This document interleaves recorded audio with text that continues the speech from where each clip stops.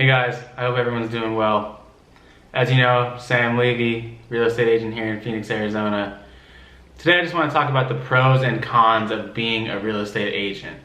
There are several pros and several cons, and depending on your personality, kind of your run rate from a financial perspective, and a few other things, these vary. So I'm going to start with the pros.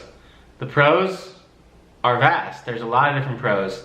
You get to make your own schedule, you get to control how much money you make, be your own boss, work on your terms, and really, have a limitless life. What I mean by that is, if you work super hard for a long time, you can make a lot of money, well over six figures, do quite well and enjoy the people you're working with. It takes time to build up to this though, and I think that's one of the biggest cons is everybody thinks, you jump into real estate, boom, within the first year you're crushing it, making $100,000. I think most real estate agents will tell you that's not the case.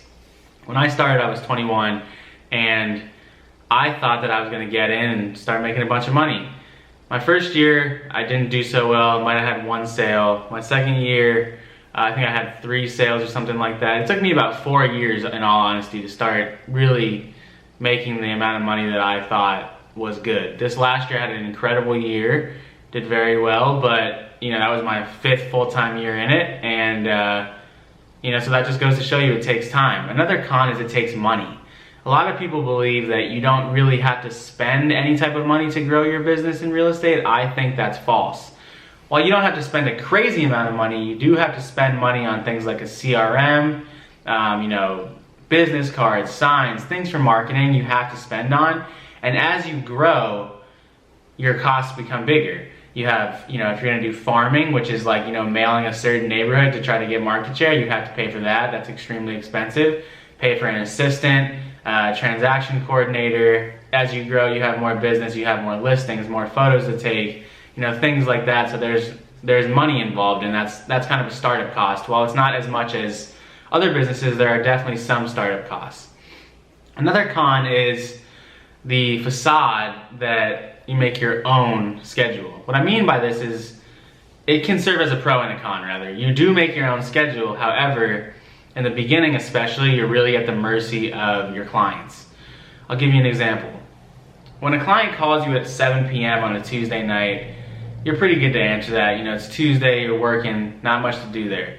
When a client calls you at 9 p.m. on a Friday night and says, hey, I need keys, I forgot something, can you run back to the house and grab it? Can you run comps for me, blah, blah, blah.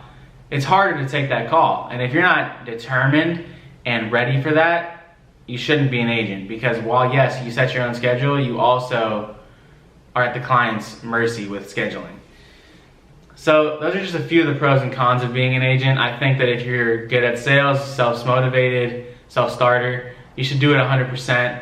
It's great, especially if you don't have a family and have no real financial commitments at the time. Like when I started, I had no financial commitments, so it was great. Do it, jump into it, try it. If you have any questions about how to become a real estate agent, how to grow a business, I'd be more than happy to reach out and chat with you. Like I said, I was top 1% in Phoenix last year. Out of 60,000 agents, I think I was ranked like 590 or something like that. So I just barely cracked the top 1%. But it's hard to do in this crowded market, and there are certain things you can do to really grow the business. I'd love to chat with any about it anytime.